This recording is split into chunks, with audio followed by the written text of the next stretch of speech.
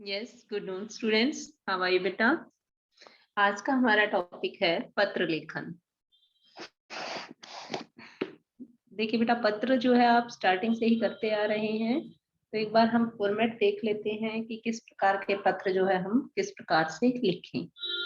वैसे तो अगर हम देखें तो जैसे इंटरनेट से, एसएमएस से, या हम मतलब वायरलेस के जरिए या टेलीफोन के जरिए हम अपने संदेश को, या ईमेल हम कर सकते हैं अपने संदेशों को। लेकिन फिर भी जो है पत्र का अपना ही महत्व है, क्योंकि जो आजकल आज भी बहुत सारी सरकारी और गैर सरकारी संस्थाएं हैं जिनमें पत्र व्यवहार ही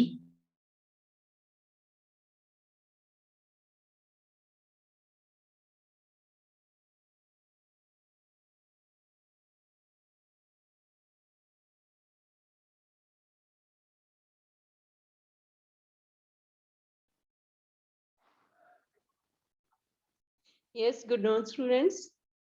आज का बेटा टॉपिक है हमारा पत्र। पत्र लेखन जो है शुरू से ही हम करते आ रहे हैं, स्टार्टिंग से आपका शुरू हो जाता है। तो आज का जो विषय है हमारा पत्र लेखन, हम जो है किस प्रकार से करें, क्या जरूरत है हमारे जीवन में पत्र लेखन की। तो देखिए, वैसे तो आज वैज्ञानिक युग के कारण जो है हम एसएमएस से, ईमेल से भेज सकते हैं किसी भी अपने सगे संबंधियों को, या फोन के जरिए। लेकिन फिर भी जो है पत्र का हमारे जीवन में विशेष महत्व है। आज भी बहुत सारी सरकारी और गैर सरकारी संस्थाएं हैं जिनमें पत्र व्यवहार ही मान्य होता है। तो पत्र व्यवहार में बेटा न केवल जो है हम अपने विचारों का आसानी से आदान प्रदान करते हैं, बल्कि क्या है कि पत्र व्यवहार से पत्र लिखने वाले के दृष्टिकोण का, व्यक्तित्व का, चरित्र का, उसके संस्कारों का और उसकी मानसिक स्थिति का भी जो है हमें पता चलता है। तो पत्र लिखते समय हमें किन किन बातों का ध्यान रखना चाहिए। जब हम कोई भी पत्र लिखते हैं तो हमें क्या है कि जो पत्र की जो भाषा है वो सरल और स्पष्ट होनी चाहिए। दूसरा जो है स्नेह शिष्टता का जो है हमें परिचय देना चाहिए कि जब हम पत्र लिखते हैं। नेक्स्ट है बेटा कि हमें जो है पत्र प्राप्त करने वाले के पद के बारे में, योग्यता के बारे में और सामर्थ्य के बारे में, उसके स्तर के बारे में पता होना चाहिए। यानी कि हमें पत्र प्राप्त करने वाले के बारे में पता होना चाहिए कि हम पत्र लिख किसे रहे हैं। तो उसके पद और योग्यता का हमें बोध होना चाहिए, ज्ञान होना चाहिए। और जो हम पत्र बहुत लंबा लिख देते हैं तो उस अनावश्यक विस्तार से भी हमें बचना चाहिए। और विषय वस्तु भी जो है हमारी पूर्ण होनी चाहिए, लेकिन मतलब थोड़े ही शब्दों में जो हम कहना चाहते हैं वो हमें हमारा स्पष्ट हो जाना चाहिए। और कड़वे अशिष्ट शब्दों का हमें पत्र में प्रयोग नहीं करना चाहिए। अब आती है बेटा पारी पत्र के प्रकार। पत्र के दो प्रकार होते हैं, औपचारिक पत्र, अनौपचारिक पत्र। तो औपचारिक पत्र क्या होता है बेटा? औपचारिक पत्र भी जिन लोगों के साथ हमारे औपचारिक संबंध होते हैं तो उनको हम जो है औपचारिक पत्र लिखते हैं। इन लोगों में हमारे जो है औपचारिक पत्र जो है हम सरकारी, गैर सरकारी जो संस्थाएं होती हैं, कार्यालय होते हैं, या निजी संस्थान, पत्र पत्रिकाओं के संपादक को भी हम जो है औपचारिक पत्र लिखते हैं। अध्यापकों, प्रधानाचार्य, व्यापारियों, जो इनको लिखे जाते हैं, किसी भी संस्था, जैसे स्वास्थ्य अधिकारी है, नगर पालिका अधिकारी है, तो ये सब क्या है हमारे, ये आते हैं हमारे औपचारिक पत्र के अंतर्गत। तो जो औपचारिक पत्र होते हैं उनमें जो है अपनेपन का भाव नहीं होता इतना, क्योंकि उसमें जो है हम अपने आत्मीय या व्यक्तिगत विचार प्रकट नहीं कर सकते। तो इस प्रकार के जो पत्र हैं बेटा, औपचारिक पत्र, तो उसमें जो है सबसे पहले हम बाईं तरफ से शुरू करते हैं। तो बाईं तरफ जो है सबसे पहले लिखेंगे हम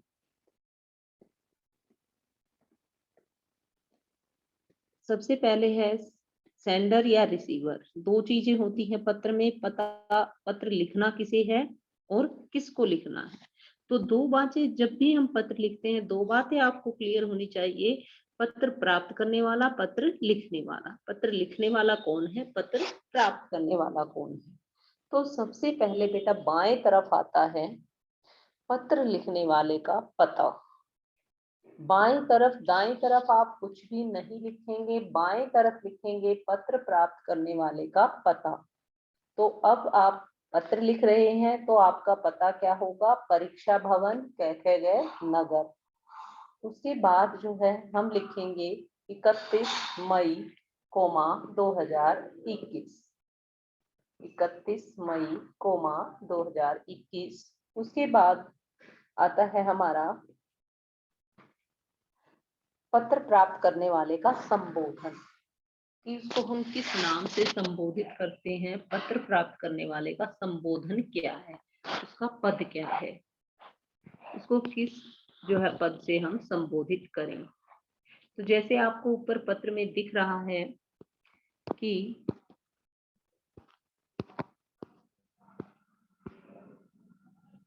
ये शुरू में क्या है, आपका एड्रेस आ गया है पत्र लिखने वाले का। इसके बाद आ गया है आपका दिनांक आ जाएगा, तो ये आ जाएगा आपका 31 मई 2021। उसके बाद देखिए पत्र है दैनिक लोकवाणी समाचार पत्र है बेटा, और उसके संपादक को पत्र लिखना है। तो यहाँ बेटा उसका पद क्या है, संपादक का। तो अब हमें क्या लिखना है, हमें लिखना है पत्र प्राप्त करने वाले का संबोधन। तो संबोधन में हम लिखेंगे संपादक दैनिक लोकवाणी चेन्नई। तो क्योंकि जो पत्र है उसमें दिया गया है, देखिए आप, कि दैनिक लोकवाणी समाचार पत्र के संपादक को लिखिए पत्र और जनमत कॉलम के माध्यम से। कि जनमत कॉलम में ये जो है आपका पत्र छपे, इसके लिए दैनिक लोकवाणी समाचार पत्र के संपादक को पत्र लिखना है। तो शुरू में आपका पता आ गया है लिखने वाले का, उसके बाद दिनांक है, उसके बाद जो है पत्र प्राप्त करने वाले का संबोधन। संबोधन उसका पद, उसकी संस्था का नाम, और उसका संस्था कहाँ पर है, वो संस्था स्थित है वहां उस जगह का नाम। तो संपादक दैनिक लोकवाणी चेन्नई। उसके बाद चेन्नई के बाद आता है बेटा हमारा विषय। विषय है हमारा जगह जगह। विषय हमेशा छोटा होता है, कई बच्चे यहाँ मिस्टेक कर देते हैं बेटा कि जो भी पत्र होता है उसको सारा एज इट इज उठा के उसको विषय बना देते हैं। तो विषय क्या है हमारा, जगह जगह राजनीतिक पोस्टर लगाने की शिकायत करने हेतु। जगह जगह राजनीतिक पोस्टर लगाने की शिकायत करने हेतु। अब आ जाता है आदरणीय महोदय या महोदय भी लिख सकते हैं हम। यहाँ आप कोमा मेंशन करेंगे, फिर पत्र शुरू करते हैं कि मैं आपके लोकप्रिय पत्र के जनमत कॉलम के लिए एक पत्र लिख रहा हूँ।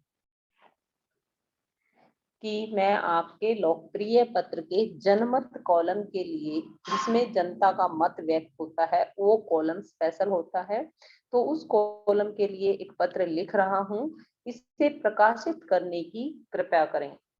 तो प्रकाशित मतलब छापने की कृपा करें। आप जानते हैं कि चुनाव के दिनों में कार्यकर्ता बिना सोचे समझे विद्यालयों, घरों और मार्गदर्शनों पर, चित्रों आदि पर अत्यधिक पोस्टर लगा देते हैं। घर अथवा विद्यालय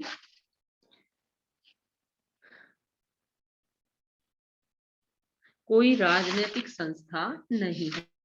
कि भाई जो घर और विद्यालय है वो कोई राजनीतिक संस्था नहीं है कि वहां पोस्टर लगाए जाएं। उन पर लगे पोस्टर से यह भ्रम हो जाता है कि घर तथा विद्यालय भी किसी राजनीतिक संस्था से कम नहीं है। इन पोस्टरों से मार्गदर्शन चित्र इस तरह ढक जाते हैं कि अजनबी लोगों को रास्ते का पता ही नहीं चलता। इन पोस्टरों को लगाने वालों की भीड़ के कारण जो है आम लोगों को तथा छात्रों को भी असुविधा होती है। अतः मैं सरकार और राजनीतिक दलों का ध्यान इस तरफ दिलाना चाहता हूं कि आप लोगों की सुविधा का ध्यान रखते हुए मेरे इस पत्र को प्रकाशित करने का आदेश देंगे। भवदीय। अब समापन बेटा, पत्र का जो समापन है उसमें आप जो औपचारिक पत्र हैं उनमें भवदीय या जैसे प्रधानाचार्य को आप पत्र लिखेंगे तो आपका आज्ञाकारी शिष्य। तो इस प्रकार जो है जैसा अधिकारी का पद है वैसे ज्यादातर जो है भवदीय प्रयोग होता है औपचारिक पत्रों में। समापन के बाद जो है आप नाम अपना मेंशन नहीं करेंगे, नाम नहीं लिखेंगे, वहां एबे से आप मेंशन कर देंगे। देखिए बेटा, बोर्ड परीक्षा में कभी भी कहीं भी अपना नाम अपना पता नहीं लिखते हैं, ये मान्य नहीं होता है। तो उसकी जगह आप अपने नाम और पते की जगह जो है वैसे कह गए नगर इस प्रकार जो है प्रयोग कर सकते हैं। नेक्स्ट है बेटा आपका अनौपचारिक पत्र। अब अनौपचारिक पत्र क्या होते हैं? जो संस्था के अधिकारियों को लिखे जाते हैं वो क्या कहलाते हैं? औपचारिक पत्र। और जो हम अपने आपसी रिश्तेदारों को लिखते हैं तो अपने रिश्तेदारों को लिखते हैं वो कहलाते हैं हमारे अनौपचारिक पत्र। अपने मित्रों को, अपने रिश्तेदारों को, अपने संबंधियों को, स्नेह संबंधियों को, तो वो पत्र कहलाते हैं हमारे अनौपचारिक पत्र। तो इन पत्रों में एक दूसरे के प्रति जो है प्रेम होता है, लगाव होते हैं, गुस्सा होता है, उलाहना होता है। इस प्रकार के पत्रों में हम अपने भाव जो है व्यक्त कर सकते हैं, अपनी भावनाएं व्यक्त कर सकते हैं। इन पत्रों में बनावटीपन की जो मात्रा है वो बहुत कम होती है। वाक्य संरचना बातचीत के स्तर पर आ जाती है। जो वाक्य बनाते हैं हम अनौपचारिक पत्र में वो बातचीत के स्तर पर होते हैं। तो मन के भाव और विचार बिना किसी संकोच के प्रकट किए जा सकते हैं। इनमें औपचारिकता का समावेश नहीं किया जाता, मतलब हमें किसी प्रकार के दिखावटीपन की जो है जरूरत नहीं होती। किन पत्रों में? अनौपचारिक पत्रों में। इनमें क्या है बेटा, यदि आप अपने से छोटे को लिखते हैं तो संबोधन में लिखेंगे प्रिय, फिर इसका नाम लिख देंगे, चिरंजीव रहो, खुश रहो, सुखी रहो, प्रिय देव, शुभ आशीष। इस प्रकार से हम लिखते हैं यदि आपसे छोटा है। शुभ आशीष। जैसे ये पत्र आपको दिखाई दे रहा है, अपने छोटे भाई को पत्र लिखिए जिसमें प्रातः काल भ्रमण के बारे में बताया गया हो। यदि अपने से छोटे को लिखना है तो फॉर्मेट वही है, लेफ्ट हैंड की तरफ जो है आप पत्र लिखने वाले का पता लिखेंगे सबसे पहले। उसके बाद आप मेंशन करेंगे 31 मई दिनांक, मेंशन करेंगे 31 मई 2021। फिर प्रिय सुरेश, यहाँ आप प्रसन्न रहो भी लिख सकते हैं, शुभ आशीष भी लिख सकते हैं, सुखी रहो भी लिख सकते हैं, चिरंजीव भव भी लिख सकते हैं यदि आप अपने से छोटे को पत्र लिखते हैं। और पत्र के अंत में तो जैसे इसमें लिखा गया है तुम्हारा अग्रज, अग्रज होता है बड़ा भाई, तो तुम्हारा अग्रज या तुम्हारा बड़ा भाई, इस प्रकार से हम मेंशन कर सकते हैं। और यदि पत्र लिखना है मित्र को तब किस प्रकार के शब्दों का प्रयोग करेंगे हम? प्रिय मित्र, सप्रेम नमस्ते, और अंत में हम लिखेंगे तुम्हारा प्रिय मित्र, तुम्हारा अभिन्न मित्र, तुम्हारी प्रिय सखी। समापन जो है इस प्रकार से हम करेंगे। और यदि पत्र लिखना है अपने से बड़ों को तो पूजनीय, पूज्य, आदरणीय, श्रद्धेय, इस प्रकार के शब्दों का हम प्रयोग करेंगे। जैसे पूजनीय पिताजी या पूज्य पिताजी, सादर प्रणाम। अभिवादन, पहले संबोधन करेंगे पूज्य पिताजी, फिर अभिवादन करेंगे सादर नमस्कार, सादर प्रणाम, सादर चरण वंदना। इस प्रकार के शब्दों का हम प्रयोग करेंगे। और नीचे फिर समापन के उसमें लिखेंगे आपका प्रिय बेटा, बेटी या जो भी आपका रिलेशन है। समापन के समय वहां नीचे आप मेंशन करेंगे, लेकिन नाम आप मेंशन नहीं करेंगे। तो जैसे देखिए, अपने छोटे भाई को पत्र लिखिए जिसमें प्रातः भ्रमण के लाभ बताए गए हों। तो सबसे पहले आपका एड्रेस आ गया है लेफ्ट हैंड की तरफ, परीक्षा भवन, कैखेगय नगर, 31 मई 2021। तो प्रिय सुरेश, प्रसन्न रहो। कुछ दिनों से तुम्हारा कोई पत्र प्राप्त नहीं हुआ। तुम्हारे स्वास्थ्य की बहुत चिंता है। व्यक्ति का स्वास्थ्य ही उसकी पूंजी होती है। स्वस्थ शरीर में ही स्वस्थ मन का वास होता है। गत वर्ष के टाइफाइड का प्रभाव अब तक भी तुम्हारे ऊपर बना हुआ है, कि पिछले साल जो तुम्हें टाइफाइड हुआ था उसका जो प्रभाव है अब भी तुम्हारे ऊपर दिखाई दे रहा है। मेरा एक ही सुझाव है कि तुम प्रातःकाल भ्रमण के लिए जाया करो, कि प्रातःकालीन भ्रमण जो है तुम जरूर किया करो। यह स्वास्थ्य सुधार के लिए अनिवार्य है, जरूरी है। इससे मनुष्य को अनेक लाभ होते हैं। प्रातःकाल भ्रमण से जो शरीर है वो चुस्त रहता है, कोई बीमारी पास नहीं फटकती है। प्राय बस्ती से बाहर की जो वायु होती है वो बहुत ही शुद्ध होती है, और इसके सेवन से स्वच्छ रक्त का हमारे अंदर संचार होता है। मन खिल उठता है, मांसपेशियां बलवान बनती हैं। कि मन बहुत प्रसन्न होता है जब हम मॉर्निंग वॉक के लिए जाते हैं, प्रातःकालीन भ्रमण के लिए। मॉर्निंग वॉक को ही क्या कहेंगे हिंदी में? प्रातःकालीन भ्रमण। तो यदि हम प्रातःकालीन भ्रमण के लिए जाते हैं तो मन खिल उठता है, मांसपेशियां मजबूत होती हैं, हमारी बलवान होती हैं, और हमारी जो याददाश्त की शक्ति है, स्मरण शक्ति है, याद करने की जो शक्ति है वो भी बढ़ती है। प्रातःकाल खेतों की हरियाली से आंखें ताजा हो जाती हैं, कि हरियाली को देखकर हमारी आंखें भी जो है ताजगी महसूस करती हैं। मुझे आशा है कि तुम मेरे आदेश का पालन करोगे और नित्य प्रातः उठकर सैर के लिए जाया करोगे, भ्रमण के लिए जाया करोगे। पूज्य माता जी को प्रणाम, अणु और शुभ को प्यार। तो बेटा, जो भी आपको पत्र दिए गए हैं वो आप अपनी फेयर नोटबुक में लिखेंगे और उनको अच्छे से जो है लर्न करेंगे, और फॉर्मेट को ध्यान से देखेंगे कि हमें किसी भी प्रकार का पत्र आ जाए तो किस प्रकार हमें पत्र लिखना है।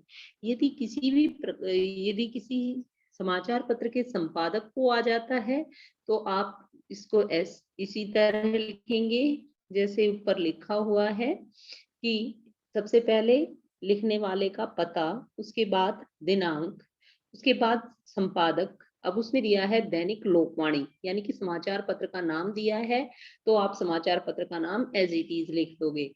अगर नहीं दिया हुआ है तो आप किसी भी समाचार पत्र का नाम मेंशन कर सकते हैं, फिर उस जगह का नाम मेंशन करेंगे जहां से वो निकलता है, और फिर विषय मेंशन करेंगे बेटा। इसके बाद आप, तो यदि इसके बाद है कि यदि पत्र आ जाता है स्वास्थ्य अधिकारी को पत्र लिखिए। तो स्वास्थ्य अधिकारी बेटा, अब कई बच्चे यहाँ मिस्टेक कर देते हैं, स्वास्थ्य अधिकारी को तो लिख देते हैं लेकिन ये नहीं पता कि स्वास्थ्य अधिकारी नगर निगम का होता है, नगर पालिका से संबंधित होता है, तो वो जो है उसकी संस्था का नाम मेंशन नहीं करते और यहाँ मिस्टेक हो जाती है।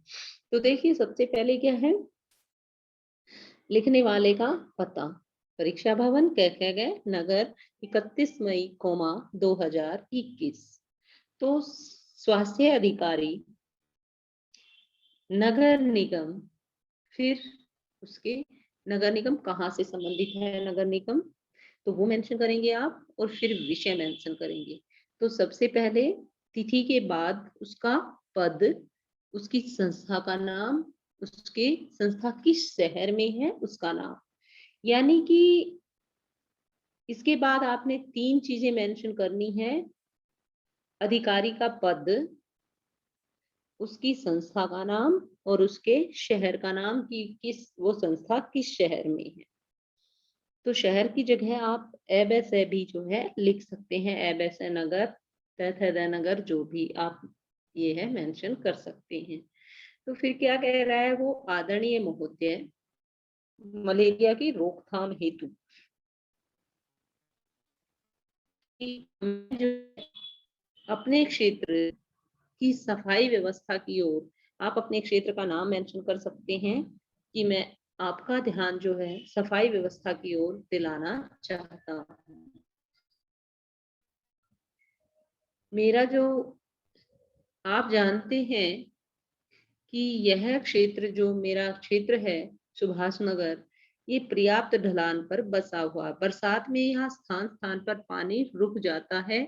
यही नहीं, सड़कों के दोनों ओर गंदगी के ढेर लगे हुए हैं, सफाई कर्मचारी कोई ध्यान नहीं देते और परिणाम स्वरूप यहाँ मक्खियों और मच्छरों का जमघट बना रहता है और रुका हुआ पानी मच्छरों की संख्या में बड़ी तेजी से वृद्धि करता है, बढ़ाता है। अतः इस तरफ ध्यान न दिया गया तो इस क्षेत्र में मलेरिया फैलने की पूरी संभावना है।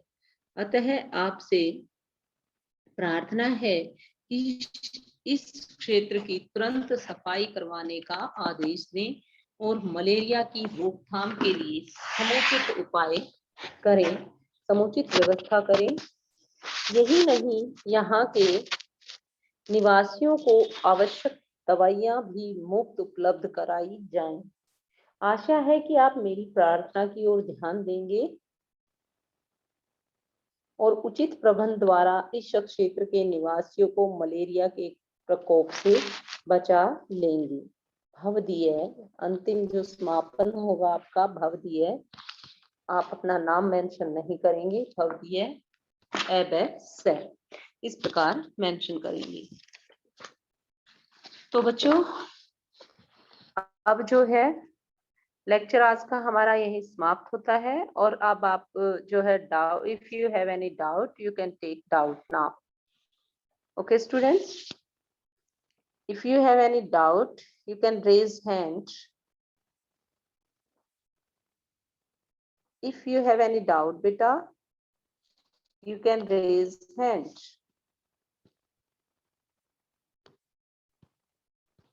Yes, yes dear students, if you have any doubt beta regarding UT, regarding syllabus, if you have any doubt you can raise hand.